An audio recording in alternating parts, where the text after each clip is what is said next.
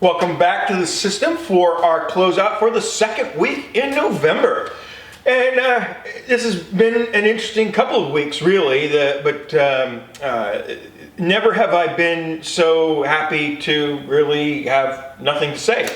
The system's been running really well. We're entering now the middle of November, and we ended our generator versus solar PV test in late October, as you'll remember, and there was no reason to, turn the grid on other than the fact that we had no place to put the additional power. And that really continues into this week. As you'll see, we are more on that cusp of supplying what the home needs. Obviously, we've removed the driving icon. We really don't have the freeboard to support driving anymore. But that said, we did actually manage to contribute to the grid a little bit this week in mid-November. So that was pretty interesting. And so with that said, let's go ahead and go back over to the studio and crunch the numbers for this week.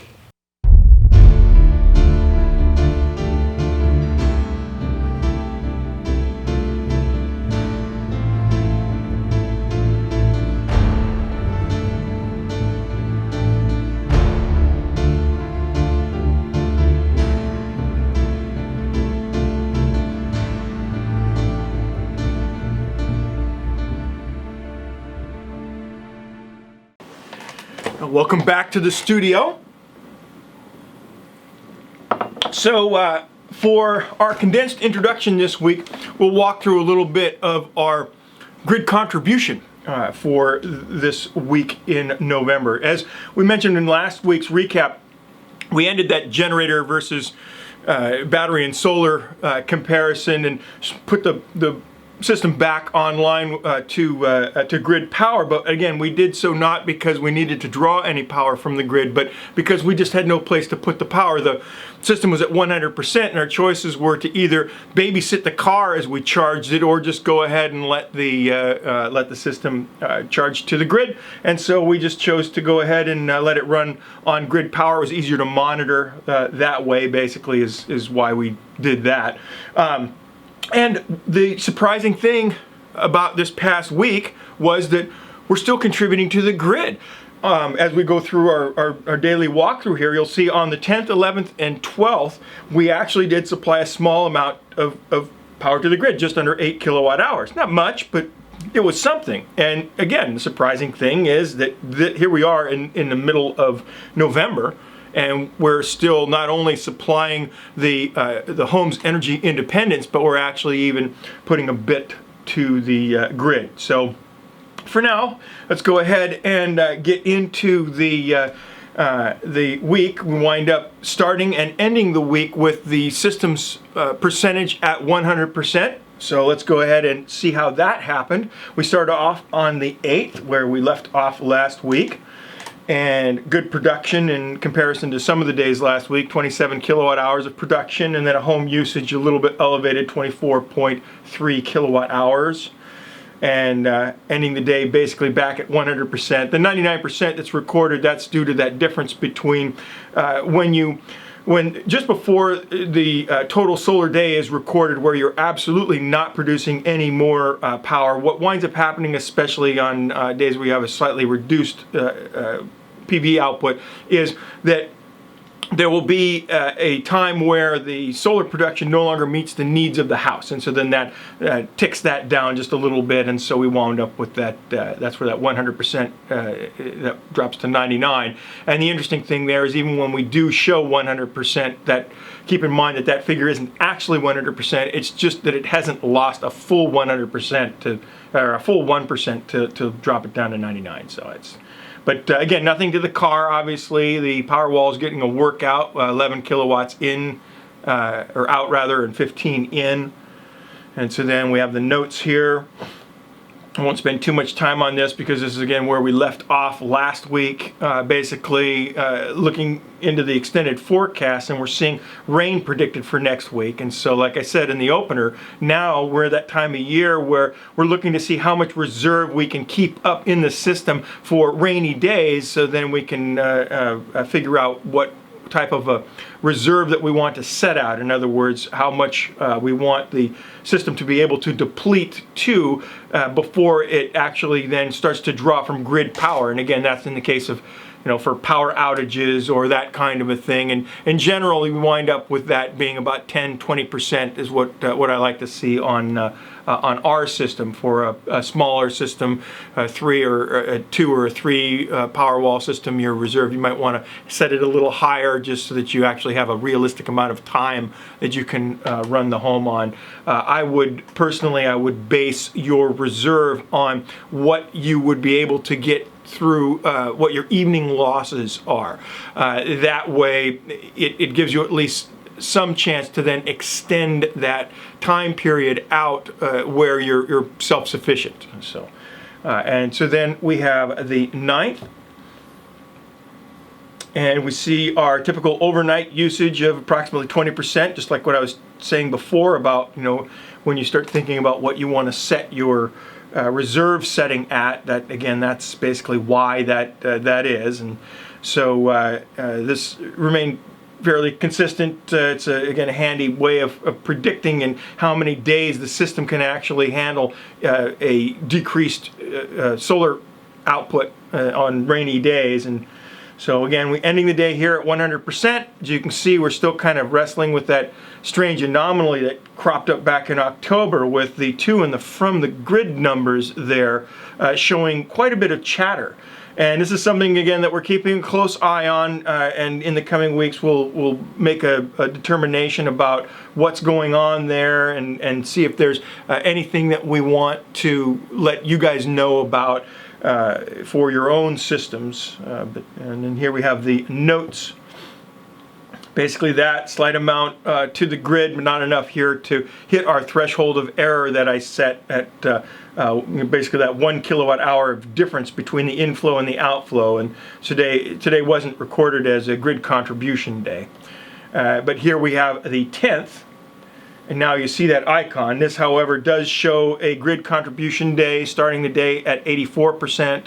The system hit 100% by about 2 p.m. or so, and then started sending power to the grid for a total average to the grid for the day of about 2.5 kilowatt hours. And again, we see the total production on sunny days starting to reduce as we go here. As you can see, we've got a decent production at 25.5 kilowatt hours, but we're seeing that slowly start to ratchet down. And so then here we have the notes.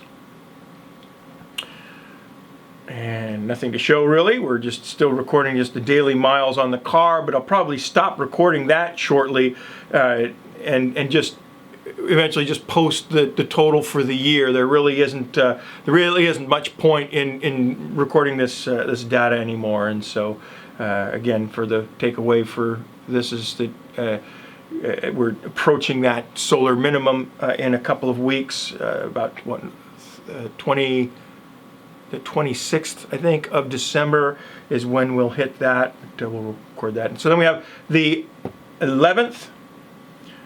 Again, starting the day in the low 80% mark. We hit 100% by 1:30 p.m. or so and wound up contributing 2 kilowatt hours to the grid today. Pretty impressive, again, considering that it's now mid-November. 22.9 kilowatt hours of production. Again, I wasn't home too much today, and the temperatures were still mild, and so we wound up seeing only 16 kilowatt hours of home usage. So again, that was what gave us our overage there. But this is where you can see that it's important to record these daily fluctuations of our own consumption, so you can basically track that against what your own home usage is to see how these systems compare. And so then we have the notes. Again, like I said in the opener, nothing to see here, just a real typical day, nothing out of the ordinary for the system functionality wise. And so here we have the 12th, And again, you'll see that grid contribution icon. Third day of grid contribution here. We had about 3.1 kilowatt hours to the grid over and above what was drawn from it.